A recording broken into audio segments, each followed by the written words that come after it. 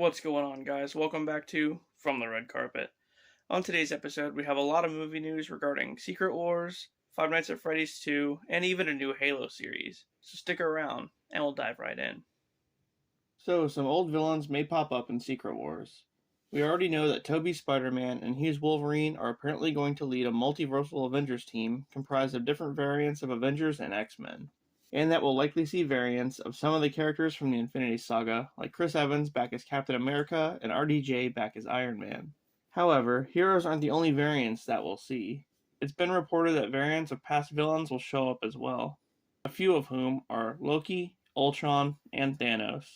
It's unclear whether or not they'll remain bad like their MCU counterparts, or if they'll switch sides and help the heroes fight the greater threat, the Beyonder. And this brings me to Deadpool 3. Deadpool 3 is going to set up the events of Secret Wars. Deadpool and Wolverine will be in the Void, when the TVA brings in variants from all over the multiverse to team up. In the comics, it happens a bit differently though. Battleworld is a planet the Beyonder creates to have Marvel heroes and villains fight each other, with the winner promised whatever they want. The MCU, of course, is changing that just a bit. In Deadpool 3, there will be a scene similar to the portal scene from Endgame, where portals start to open up and all the characters I just mentioned appear. Captain America, Iron Man, Tobey Spider-Man, Ultron, Loki, and the list goes on. I can't wait to see this one.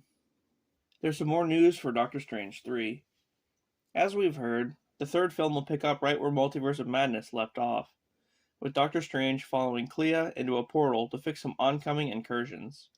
In the comics, Clea is part of a group called the Black Priest, who travel around the multiverse and fix incursions.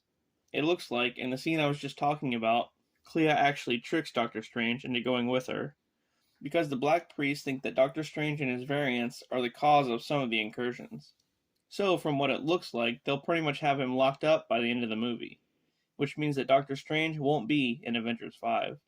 And I know the whole Kang thing has been put on hold for now, so if they do end up fighting Kang or the Council of Kangs in Avengers 5, Doctor Strange won't be there to assist.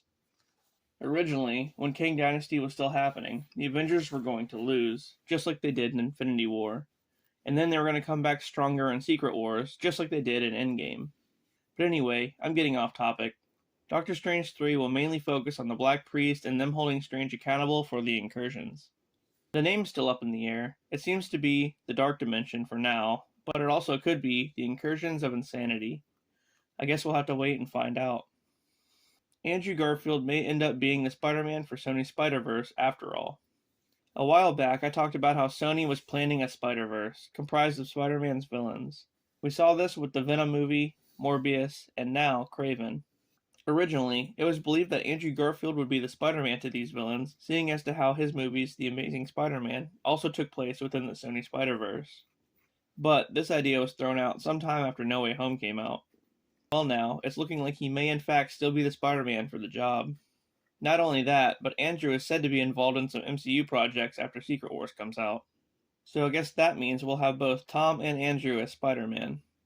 And eventually, Sony plans to merge their Spider-Verse with the MCU, either during or after the events of Secret Wars. The two companies have been talking about a shared universe even way back in 2019, so this isn't really new, but now it just seems more possible. Tron Ares has finally begun filming.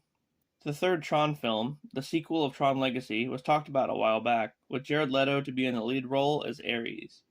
The film, as I said, will be called Tron Ares, or Tron 3 for short, and it'll star Jared Leto as Ares, Evan Peters as Edward Dillinger, a role previously played by Cillian Murphy, and also in the film will be Cameron Monaghan, Greta Lee, and Jodie Turner-Smith.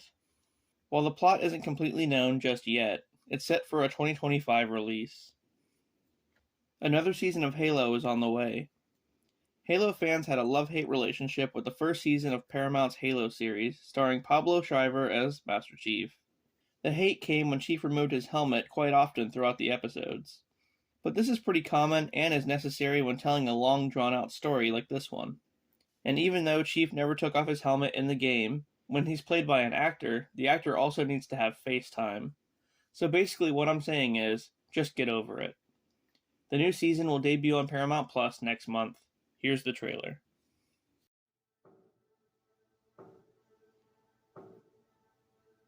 People of Reach,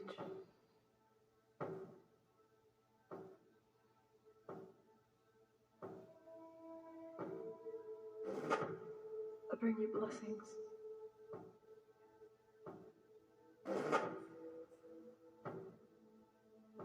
Know that I am the instrument of your extinction.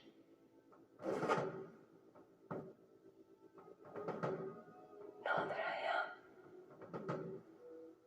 death.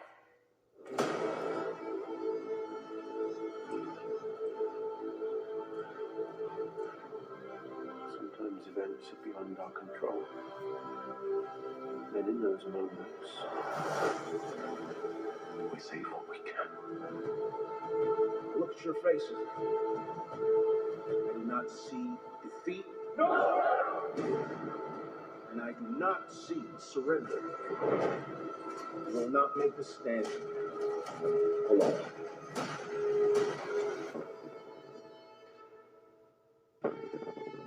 We have something the enemy does not. We have heroes. When the battle ends, they just call it a victory. And say it was because of me. Because of something I did. Or something you are. Something you can't see. But you feel it.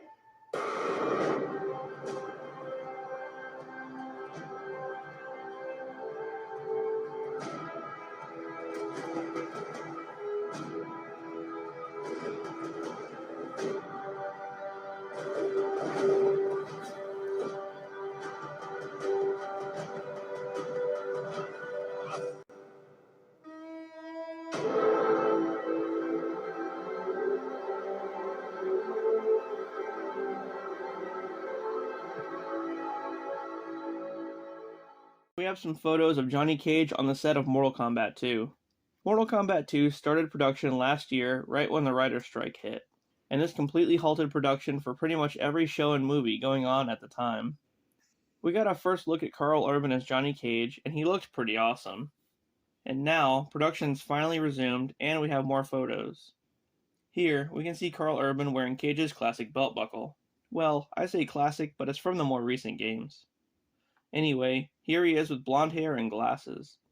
I can't wait to see if he does the shadow kick in the movie. It's going to be pretty great. We have an update for Scream 7. So after the issues with Melissa Barrera, we were all wondering what Spyglass would do about the next Scream movie. Would it continue Sam and Tara's story? No, probably not. Well, what about bringing Sydney back? Neve Campbell backed out of Scream 6 due to a money dispute, and that was the last I think we'd ever hear from her. However, now it's looking like she's more open to coming back.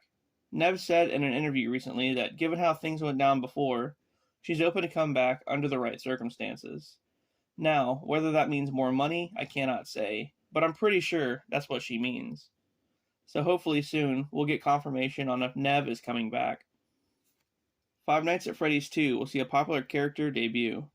The most recent update we got for the sequel was that Matthew Lillard will return as Springtrap, and that's already great news. With this being a trilogy, I'm sure each movie will adapt the game of the same number. For example, the first movie was the first game, and this movie will be the second game. And with that being said, I have no idea if we'll see Puppet at all, but Jeremy Fitzgerald, the security guard from FNAF 2, will be the main character in the sequel. There isn't any news as to who will be playing him just yet, though. And also, Markiplier will have a cameo in this one. He was supposed to have one in the first movie, but due to a scheduling conflict, it was scrapped.